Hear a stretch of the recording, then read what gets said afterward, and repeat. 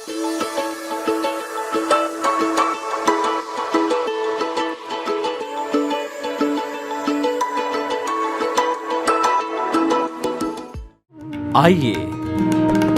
सुनिए, देखिए, समझिए सनातन सत्य।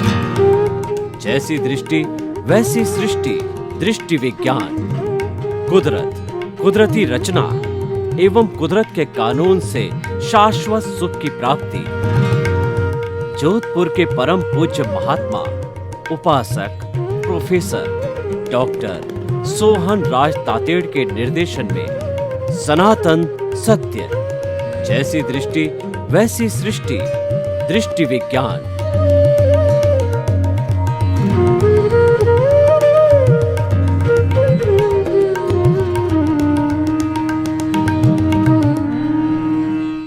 भाई और बहनों, मातृशक्ति को नमन। स्टूडियो में आपका हार्दिक स्वागत है, अभिनंदन है, सत्कार है। आत्मविज्ञान साइंस ऑफ द सोल कार्यक्रम के अंतर्गत हम आपको सही दृष्टि, सही सोच, राइट विजन, राइट थिंकिंग के तहत जो आपको दृष्टि विज्ञान दिया जाता है, उसके अंतर्गत आपकी जैसी दृष्टि वैसी सृष्टि आपकी बन जाती है। और आपको नए नए एपिसोड्स के माध्यम से जो है हम आपकी सृष्टि को नया बनाते हैं, आपकी सृष्टि को अच्छा बनाते हैं, आपको सम्यक दर्शन देते हैं, आपको सही रास्ता बताते हैं, आपको राजपथ देते हैं कि उस राजपथ के ऊपर पूरे जीवन भर चल करके आप मानव जीवन की सार्थकता कर सकते हो, मानव जीवन अच्छा बना सकते हो और पूरे समाज के लिए आप एक उपयोगी व्यक्ति सिद्ध हो सकते हो। आपका ये लोक और पारलोक दोनों, परलोक दोनों ही सुधार सकते हो कि ये लोक में आप किसी को सुख देंगे, किसी का परोपकार करेंगे, किसी का भला करोगे तो आपका तो भला साथ में हो ही जाएगा, लेकिन साथ साथ में आपके जाने के बाद भी आप अमर हो जाओगे, आपको याद किया जाएगा। जैसे कि लोग जो है आज जो है महात्मा गांधी, स्वामी विवेकानंद, दयानंद सरस्वती, सरदार पटेल इत्यादि सबको याद करते हैं। तो भाई और बहनों, ये सारा कार्य हम अलग अलग एपिसोड्स के माध्यम से करते हैं। तो आज हमारा बहुत ही सुंदर एपिसोड आपके सामने प्रस्तुत करने जा रहे हैं। आज का हमारा विषय है अपनी खोज। बहुत ही सुंदर विषय है भाई और बहनों। हमारे सामने दो तरह के जगत है, एक जगत बाह्य जगत है और एक भीतरी जगत है। दोनों जगत मिलकर के होलिस्टिक होते हैं, तब हमारा जीवन का कोई भी कार्य होता है। अगर दोनों में से एक जगत मिसिंग हो तो हम कोई भी कार्य नहीं कर सकते, हमारा कोई भी कार्य सफल नहीं हो सकता, हमारा कोई भी उद्देश्य नहीं बन सकता, हमारा कोई भी लक्ष्य नहीं बन सकता। तो पहले हम बाह्य जगत की बात करते हैं। तो बाह्य जगत के अंदर हम क्या है, खोज करते हैं। किस चीज की खोज करते हैं कि जब बच्चा 11th क्लास, मान लो जिसने 10th पास कर लिया और 11th के अंदर जब आता है, तब वो खोज करता है कि मुझे इंजीनियर बनना है, कि सीए बनना है, कि डॉक्टर बनना है, कि मुझे नेता बनना है, या अच्छी गृहिणी बनना है, कि मुझे क्या बनना है। ये उसका चिंतन वैसे 9th में ही चालू हो जाता है, लेकिन वह 9th और 10th में पढ़ के 11th में परिणति होता है। 11th के अंदर देखिए, जो हमारा भारतवर्ष का स्कूलिंग सिस्टम है उसके अंदर कितनी ब्रांचेस निकलती है। साइंस मैथमेटिक्स और साइंस बायोलॉजी, ये तो साइंस की दो ब्रांच है। और उसके बाद के अंदर कॉमर्स ब्रांच होती है और फिर आर्ट्स ब्रांच होती है। ये मुख्य रूप से 4 बड़ी ब्रांचेस है और इन 4 ब्रांचेस में आजकल हजारों ब्रांच निकल गई है। कैसे कि साइंस मैथमेटिक्स किया हुआ व्यक्ति वो 11th के अंदर IIT इत्यादि करके और वो इंजीनियरिंग लाइन के अंदर जाता है। अब एक इंजीनियरिंग लाइन में सैकड़ों सैकड़ों हजारों आजकल जो है अलग इंजीनियरिंग की लाइन हो गई। सिविल है, मैकेनिकल है, माइनिंग है, पेट्रोलियम है, एरोनॉटिक्स इत्यादि इत्यादि। और जो हमारी साइंस बायोलॉजी है उसके अंदर मेडिकल लाइन निकलती है और बच्चा जो है NIT वगैरह करके और वो मेडिकल के अंदर एडमिशन लेता है, तो वो वो डॉक्टरी लाइन में जाता है। वो डॉक्टराइन की हजारों हजारों मेडिकल लाइन की आजकल जो है मेडिसिन है और सर्जरी, उसके अंदर भी हजारों हजारों लाइन निकल गई है। ये तो साइंस, मैथमेटिक्स, साइंस, बायोलॉजी की बात हो गई। और बच्चा खोज करता है कॉमर्स की लाइन में, सीए है, सीएस है, और जो है आपका एमकॉम है, बीकॉम है, अकाउंट्स है, उसमें भी हजारों लाइन है। और चौथा जो है हमारी आर्ट्स की लाइन में, उसमें उसमें ह्यूमैनिटी है, फिलोसॉफी है, योग है, एजुकेशन है, और सैकड़ों सैकड़ों लाइन है। और उसके अंदर जो है कई लोग जो है वह कंपटीशन में बैठते हैं, आरएएस में बैठते हैं, आईएएस में बैठते हैं, इत्यादि इत्यादि। तो मैं क्या कहना चाह रहा हूँ कि बच्चा खोज करता है, किसकी खोज करता है? अपने कैरियर की खोज करता है। और वो उसका जो इंटरेस्ट जो भीतर से होता है, अगर उसको उसके ऊपर छोड़ दिया जाए, माता पिता का प्रेशर नहीं रहे, तो वो सही चुनाव करता है। इसलिए बच्चे को हमेशा स्कूलिंग एजुकेशन के अंदर जो है आप स्टडी करो कि बच्चे का इंटरेस्ट किस लाइन के अंदर।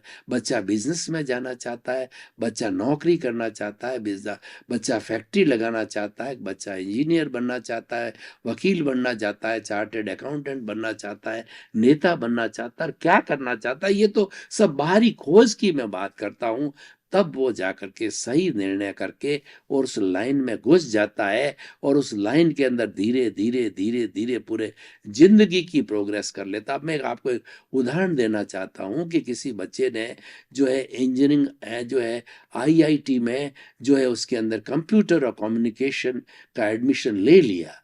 अब वो उस लाइन में भीतर घुसता जाता है, कंप्यूटर की स्टडी करता है, आईटी की इन्वेस्टी करता है, सॉफ्टवेयर के अंदर जाता है, कई कई सैकड़ों सैकड़ों लाइन कंप्यूटर की खुल गई है। तो कंप्यूटर की खुलते करते वो सॉफ्टवेयर इंजीनियर बन जाता है, या घर का जो है वो कंप्यूटर का काम लगा जाता है, मैन्युफैक्चरिंग करता है, या क्या करता है। उसकी ज्यों ज्यों उसका रुझान, ज्यों ज्यों रुचि होती है, त्यों त्यों आगे से आगे बढ़ता जाता है। ये सारी खोज है, ये बाहरी खोज है। उसी तरीके से कोई नेतागिरी में जाता है तो शुरू में वार्ड पंच बनता है, फिर उसके बाद के अंदर वह सरपंच बनता है, फिर उसके बाद में एमएलए बनता है, फिर एमपी बनता है, और फिर जो है वो सेंट्रल मिनिस्टर बनता है, या स्टेट मिनिस्टर बनता है, या स्टेट के अंदर रहता है तो वो उस राज्य का मंत्री बनता है, या मुख्यमंत्री बनता है, प्रधानमंत्री बनता है, या राष्ट्रपति बनता है। उस लाइन के अंदर जाता रहता है क्योंकि उसका रुझान है, और उस लाइन के अंदर जाता है। अब प्रश्न देखिए, ये सारी हमने खोज की बात की, और आज के खोज के इतने विस्तृत साधन होते हैं। गूगल एक बहुत बड़ा भंडार है। गूगल के अंदर कोई चीज डाली जाती है तो उसका पूरा डिटेल, पूरा विस्तार मिल जाता है। आपको कोई भी मोबाइल परचेज करना हो तो उसकी सैकड़ों सैकड़ों कंपनियां, सैकड़ों सैकड़ों रेटें, सैकड़ों सैकड़ों उसके फंक्शन जो है आपको जो है गूगल के माध्यम से, सर्च के माध्यम से मिल जाते हैं। ये सारा करिश्मा है, ये सारा ग्लोबलाइजेशन, प्राइवेटाइजेशन, लिबरलाइजेशन का है। उसने बहुत आसान कर दिया है कि गूगल एक ऐसा भंडार विश्व का बन गया है जिससे हम हर चीज, रोटी, कपड़ा, मकान, शिक्षा, चिकित्सा, हमारी मूलभूत आवश्यकताएं, कोई भी हम गहराई में जाकर के उसको सर्च करते हैं। सारी खोज है, ये खोज हमारी बाह्य खोज है, और ये टेम्परेरी खोज है। अब देखिए, ये खोज जो है हमारी, ये खोज सारी नाशवान है। मन, वचन, काया तथा उससे जुड़ी भी कोई भी गतिविधि है, वो सारी नाशवान है, वो सारी जड़ है, और वो सारी पराधीन है। ये व्यक्ति पीछे से लेकर के आया है। मैं आपको उदाहरण देना चाहता हूं कि हम 3 घंटे का एक क्वेश्चन पेपर हल करते हैं किसी भी सब्जेक्ट का, परीक्षा के अंदर, किसी भी परीक्षा के अंदर बैठ करके। मान लीजिए उसमें से 10 क्वेश्चन आए और हमको 3 घंटे का टाइम दिया, तो हमने 2 घंटे उसको पूरा सॉल्व कर दिया। 1 घंटे का हमारे पास टाइम होता है, और हम अगर बहुत चतुर होते हैं तो 1 घंटे के अंदर फिर वापस चेक करते हैं कि इसके अंदर कहाँ गलती रह गई, उसको करेक्शन करते हैं, काट कर करते हैं, और वापस ही 10 प्रश्नों को रिव्यू करके और हम एकदम सही बना करके इन्विजिलेटर, एग्जामिनर को दे देते हैं। जो ही हमने दिया, हम प्रतंत्र हो गए। प्रतंत्र कैसे हो गया कि what you will sow that you will reap, जैसी करनी वैसी भरनी। हर कारण के साथ में कार्य होता है। ये प्रकृति का नियम है कि कारण के बिना कार्य नहीं होता है। बीज बरगद का बहुत छोटा होता है और लेकिन उसका जो पेड़ बनता है, वो वटवृक्ष बनता है, वो बहुत विशाल होता है। तो बीज कारण है और पेड़ उसका कार्य है। तो आपने जैसे जैसा क्वेश्चन पेपर बनाया वो तो कॉज है, अब उसका जो रिजल्ट मिलेगा वह इफेक्ट कहलाता है। और पहले जैसे आपने कॉज डाले हैं, जैसे पूर्व जन्म के अंदर भाव किए हैं, उदाहरण के तौर पर देखिए, मैं आपको 3 तरह का जो है वो भूत, भविष्य और वर्तमान का एक मॉडल प्रस्तुत कर रहा हूं। आपको मान लीजिए कि पूर्व जन्म के, वर्तमान जन्म के अंदर ये जो सोहन राज है वो भूतकाल के अंदर मोहन राज था और उस मोहन राज ने कुछ कॉजेज डाल के, कुछ भाव डाल करके, कुछ जिंदगी पर चिंतन करके एक कॉज को हम एक कॉज कहते हैं। और जब वो सैकड़ों कॉजेज हो जाता है तो कॉजल बॉडी हो जाता है, वो वेयर हाउस हो जाता है, उसमें वो अच्छे या बुरे कॉज है वो इकट्ठे होते रहे, जिसको हम चार्जिंग कहते हैं। और ये चार्ज होकर के प्रतिष्ठित आत्मा बन जाती है, क्योंकि हमारी जो मूल आत्मा है, जो हमारा अस्तित्व है, वह तो अशरीरी है, वो दिखाई नहीं देता है और वो बिल्कुल अक्रियाशील है। और वो उसके जो है दूसरे जो घटक है, जैसे प्रतिष्ठित आत्मा के द्वारा उसकी सारी प्रतिष्ठा जो है, सारे भाव है, ये प्रतिष्ठित आत्मा करती है, जिसके अंदर राग द्वेष जुड़ा हुआ है, जिसमें अहंकार होता है और ये अंतःकरण से जुड़ा होता है। अंतःकरण में हमारा मन, बुद्धि और चित्त और अहंकार सारे जुड़े होते हैं और वो प्रतिष्ठा करते हैं।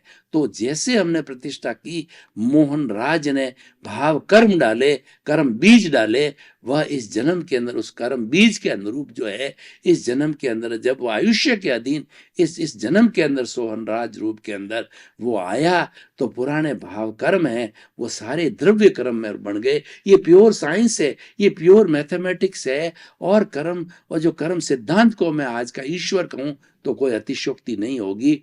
तो वह उस जो 8 तरह के कर्म, ज्ञानावर्णीय, दर्शनावर्णीय, वेदनीय, मोहनीय, आयुष्य, नाम, गोत्र और अंतराय, उसकी 148 प्रकृतियों के रूप के अंदर वो द्रव्य कर्म बन करके उदय भाव के रूप में सोहन राज आया।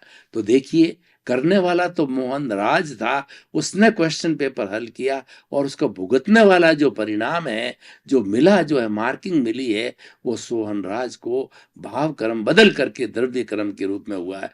तो ये भुगत रहा है। अब ये सोहन राज है, नई प्रतिष्ठा करता है, नए भाव डालता है। और वो अगर ज्ञानी पुरुष है, उसने ज्ञानी से ज्ञान लिया है, तो वो नई प्रतिष्ठा नहीं करेगा।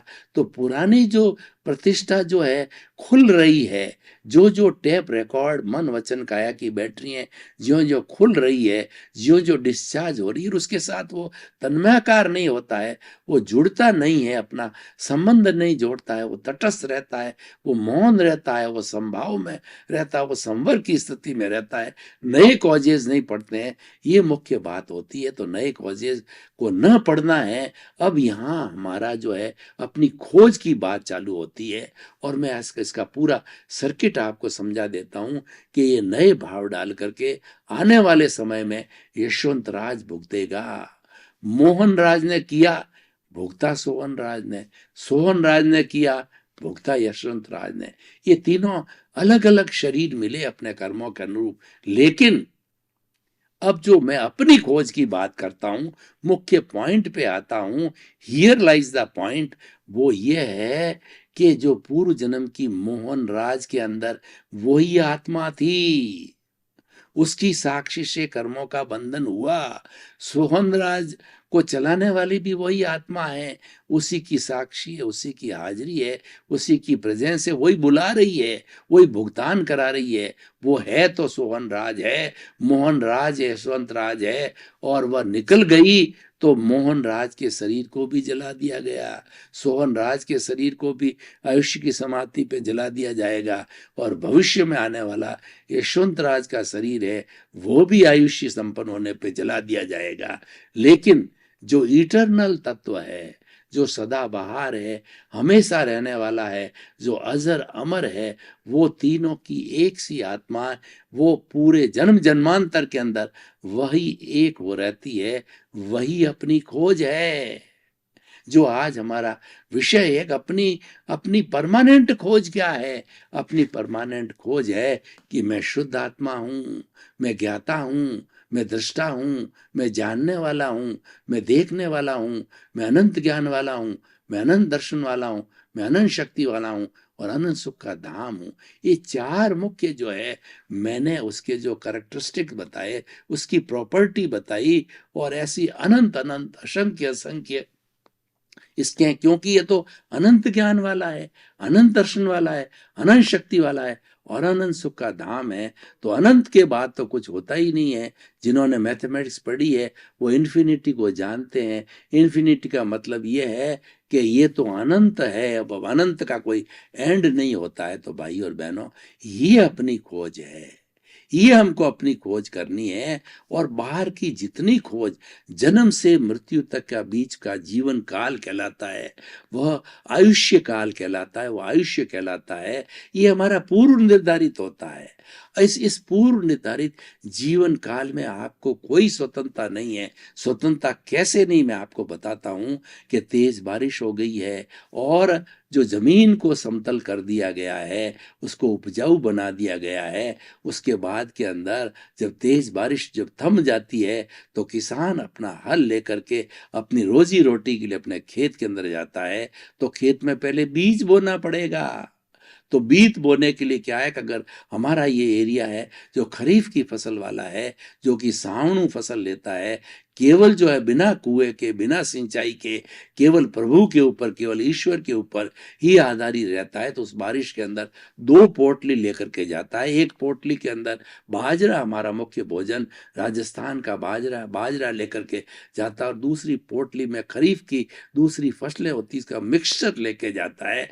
मिक्सचर के अंदर क्या होता है, मूंग होता है, मोठ होता है, तिल होता है, गवार होता है, इत्यादि इत्यादि, जो काकड़ी के बीज होते हैं, मतीरे के बीज होते हैं, इत्यादि इत्यादि वो लेकर के जाता है। तो अब वो रास्ते में चिंतन करता जाता है कि ज़्यादा कौन सा प्रोडक्शन देगा और ज़्यादा कौन सा फायदा देगा। आखिर तक वो निर्णय नहीं कर पाता है, और अंत समय जब जो है बुआई का आता है तो वह क्या करता है कि वो जो मिक्सचर था है उसको डाल देता है, और फिर वो चिंतन करता है, अरे मैं बाजरा बोता तो अच्छा रहता, साल भर मेरा परिवार। ये जो बाजरा बोने वाले हमारे जो किसान लोग हैं, वो साल भर उस बाजरा को प्रिजर्व करते हैं, बेचते नहीं हैं, और वही उनकी रोटी बनती है पूरे परिवार की। 12 महीने वो बाजरा की रोटी चलती। यानी एक फसल है, वो अगर 5, 10 का, 20 का, 100 का, 50 का परिवार होता था, जितना बड़ा खेत होता था, उससे जो ये पूरा एरिया 12 महीने उस रोटी को खाता था, कभी उबता नहीं था, क्योंकि बाजरा की रोटी सदाबहार है। उसको अलग अलग चीज़ों के साथ में खाया जाता है, मसाला के साथ में, चटनी के साथ में, प्याज के साथ में, कड्डी के साथ में और कोकले के साथ में, अलग अलग जो है उसके साथ में उसका मिक्सचर करके खाया जाता। तो नई बन जाती, कभी ऊब नहीं आती है,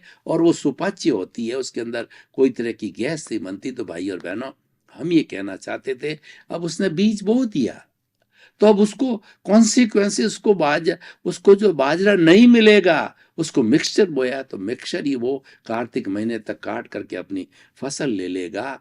तो तभी कहा गया है, as you will sow so will you reap, और आप बोने के बाद स्वतंत्र हो जाते हो। तो ये हमारा जो वर्तमान का सारा जीवन, जो बाह्य खोज की बात है, उसमें हम स्वतंत्र है।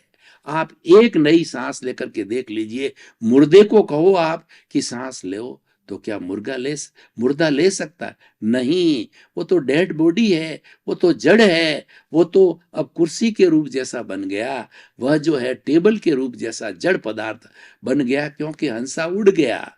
जो अपनी खोज थी, जो हम हैं, वो चला गया, वो तो दूसरी जगह उसने जन्म ले लिया और नए आयुष्य को पैदा करेगा। वह एक क्षण भी जो है इस शरीर में नहीं रुक सकता है। तो ये अपनी खोज हो गई, ये हमारा पुरुषार्थ है, ये हमारा लक्ष्य है, ये हमारा परमानेंट तत्व है, ये हमारा सनातन सत्य है। वो सत्य को प्राप्त करो, वो सनातन सत्य को प्राप्त करोगे, वो आपको शाश्वत सुख मिलेगा, क्योंकि शाश्वत सुख हमारी आत्मा में है। ये जो बाहर के सुख, जो इंद्रिय सुख है, हमने अच्छा भोजन किया, हमको स्वादिष्ट लगा, अच्छा जो है हमने सुगंध ली, हमको अच्छी लगी, और अच्छा म्यूजिक सुना, हमको अच्छा लगा, हमने जो है बहुत मुलायम मुलायम स्पर्श किया, उसको अच्छा लगा। तो इसलिए कहा गया है कि विषय नर की लालसा और पाम रोग की खाज, लोभी की धन लालसा और तीनों बेअंदाज। ये बड़ी बेअंदाज होती है। कौन सी? विषय नर होता है जो विषय के अंदर वगैरह इंद्रिय सुख में चला जाता है, तो मैं और मेरा, और उसकी एक्सट्रीम अवस्था होती वेश्यावृत्ति के अंदर, पर स्त्री गमन में व्यक्ति उसमें ही सुख महसूस करता है। एक कुत्ता होता है, वह उसके ऊपर मांस लगी हुई हड्डी को खाता है तो उसी में सुख महसूस करता है। वो सारा टेम्परेरी सुख है, वो इंद्रिय जनित सुख है, वो जड़ का सुख है। और जब बड़ा सुख आपको मिल जाता है जो आपके भीतर है, वो बड़ा सुख मिलने के बाद में ये बाहरी सुख फीके फीके फीके लगते हैं, क्योंकि वह तो अक्षय है, वो तो कभी भी समाप्त नहीं होने वाला है। ये अनंत सुख का धाम है, वो प्राप्त करो। वो अपनी खोज है, वो अपना पुरुषार्थ है, और उसके अंदर रमण करो, वो स्वभाव है। क्योंकि जो हमारे इस जन्म के अंदर जो आने वाले सुख है, वो हर सुख के साथ में दुख जुड़ा हुआ है, हर संयोग के साथ में वियोग जुड़ा हुआ है। जितने संयोग हम लेकर के आए हैं, ये सब नाशवान है, ये सब जाने वाले हैं। एक संयोग गया, अगर हमारा जो है कहना चाहिए कि हमारा पुण्य का संयोग गया, पाप का संयोग चालू हो गया, हम झुग्गी झोंपड़ी वाले हो गए। फिर हमारा पुण्य का संयोग हुआ तो हम अटालिका के होने वाले एक धूप छांव की तरह एक जीवन में कभी ये पुण्योदय पापोदय चलता रहता है, और हम इस झूले के अंदर झूलते रहते हैं। कभी सुखी होते हैं, कभी दुखी होते हैं। जब सुख होता है तो फूल जाते हैं, और जब दुख होता है तो इतने मायूस होते हैं कि डिप्रेशन में चले जाते हैं, कोमा में चले जाते हैं। ये उसकी एक्सट्रीम स्थिति तक में भी पहुंच जाते हैं। तो अपनी खोज, वो तो बाहर की खोज थी, वो तो लेके आए थे, आप उसमें स्वतंत्र हो, वह भी खोज है। पूरा हमारा जो व्यवहार जगत है वह हमारी खोज है, वो बाहर की खोज है, वो पौद्गलिक है, वो नाशवान है, वो जाने वाली है। आप तो परमानेंट खोज कीजिए, वो चेतन की खोज है, वो आपकी स्वयं की खोज है, वो आपके समय हमेशा साथ में रहने वाली होती है। कस्तूरी के मृग ज्यों, जो कस्तूरी होती है वो मृग की नाभि में होती है। कस्तूरी की सुगंध इतनी तेज फैलती है हवा के साथ के अंदर, और इतनी महक लगती है कि वो मृग भागता है, वो मृग तृष्णा करता है, ये कहाँ से आ रही है। इधर जाता है, उधर जाता है, आगे जाता है, पीछे जाता है, सुगंध ही सुगंध दिखाई देता है। उसको ये ज्ञान नहीं है, वो अज्ञान के वशीभूत होकर के मृग तृष्णा करती है। सारी मृग तृष्णा अज्ञान है। ये अज्ञान का वेल्डिंग ही हमारे जो अपनी खोज सही नहीं होने देता है। जब हम अज्ञान की वेल्डिंग को काट देते हैं तो काट देने के बाद में अपनी खोज आती है, वही हमारा पुरुषार्थ है, वही हमारा सम्यक दर्शन है, और वही हमारे जीवन का लक्ष्य है, और वही स्थायी है, वही अक्षय है। तो वो भीतर बैठा है। अब कस्तूरी तो उसके नाभि में है, उसको ज्ञान नहीं है। जब ज्ञान होता है तो समझता है कि ये सुगंध मेरी नाभि से आती है। तो हम उसी तरह से हम भोजन में सुख करते हैं, पद प्रतिष्ठा में सुख की महसूस करते हैं, पुस्तकों में सुख को महसूस करते हैं, नेतागिरी में सुख महसूस करते हैं, हम बाल बच्चों में सुख महसूस करते हैं, हम मैं और मेरा में सुख को खींचते हैं। मेरा बेटा, मेरी पत्नी, मेरा भाई, मेरा धन, मेरा दौलत, मेरा ऐश्वर्य, मेरा घर, ये तो साधन है। ये साधन भी अच्छे हैं, रोटी, कपड़ा, मकान, शिक्षा, चिकित्सा, ये हमारे जीवन निर्वाह के जो बेसिक साधन हैं। लेकिन ये स्थायी है, अस्थायी है, ये शरीर के साथ जुड़े हुए हैं। शरीर गया तो ये सब साधन गए। और मैं आपको एक प्रश्न करना चाहता हूं कि जब आपका अंतिम समय आ जाता है तो डॉक्टर कहता है now he is dead, dead body, तो बाहर जो दूसरे देखने वाले वो देखते हैं तो क्या ये शरीर साथ गया और शरीर का हलन चलन बंद हो गया। उस स्थिति को पकड़ो भाई और बहनों, कि उस स्थिति से वैराग्य आएगा कि क्या उड़ गया, क्या चला गया। जो चला गया वो आपके भीतर है। उसके रहते रहते अपनी खोज करो। जाने के बाद क्या खोज करोगे? फिर तो नई जगह जन्म लेगा, आप भूल जाओगे। आप तो इस जन्म में आते ही भूल गए कि कहाँ से आए हो। इसीलिए 3 प्रश्न अपने आप से करो। मैं कौन हूं? मैं कहाँ से आया हूं? मुझे कहाँ जाना है, वर्तमान भूत भविष्य की अपनी खोज करो, आपको उत्तर मिलेंगे। आपका बहुत बहुत धन्यवाद। आप आत्मविज्ञान कार्यक्रम देखते रहिए। आत्मविज्ञान कार्यक्रम प्योर सत्संग है। ये आपकी स्वयं की खोज है। आपके स्वयं की खोज करते करते आप स्वयं तक पहुंचोगे। स्वयं के द्वारा, स्वयं के लिए और स्वयं से है, आप उसकी खोज कीजिए। इसीलिए आत्मविज्ञान कार्यक्रम रखा है, क्योंकि इसके केंद्र में आत्मा है, उसी की खोज करनी है। आपका जीवन आनंदमय हो, मंगलमय हो, सुखमय हो। आपके प्रति बहुत बहुत शुभकामनाएं।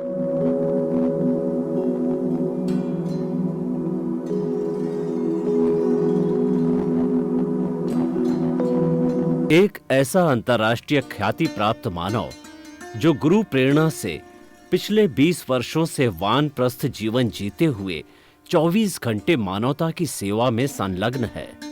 एक ऐसा मानव जो अभी राष्ट्रीय, अंतर्राष्ट्रीय टीवी चैनलों पर 7,500 एपिसोड के माध्यम से सनातन सत्य, आत्मविज्ञान एवं पुनरुत्थान, व्यवहार एवं निश्चय जगत के जीवनोपयोगी विषयों पर हृदय स्पर्शी प्रवचन कर चुका है।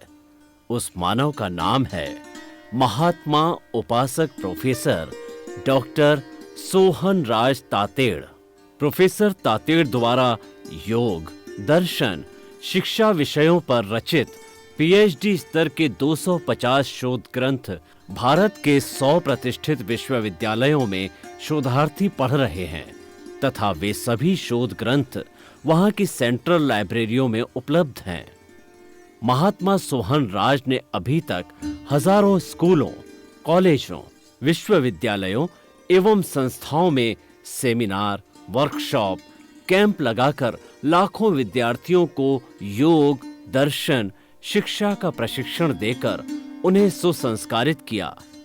डॉक्टर तातेड़ ने भारतीय संस्कृति उत्थान के 4000 से अधिक समसामयिक विषयों पर आर्टिकल लिखकर ऑनलाइन जर्नल, पत्रिकाओं, वेबसाइट्स पर प्रकाशित किया, जिसका उपयोग लाखों पाठक कर रहे हैं। उपासक तातेड़ के 5000 से अधिक आज का सुविचार, आज का शुभ संदेश, आज का मंगल भावना योग आदि चिंतन websites, Twitter, blogger, Facebook, YouTube माध्यमों से लाखों लोग अपना जीवन निर्माण कर रहे हैं। मानवता के मसीहा ऐसे महामानव महात्मा सोहन राज तातेड़ के प्रोफाइल को अभी तक विश्व के 20 लाख दर्शक यूट्यूब पर, 12 लाख गूगल पर एवं लाखों दर्शक फेसबुक, ब्लॉगर, ट्विटर और इंस्टाग्राम पर देख चुके हैं।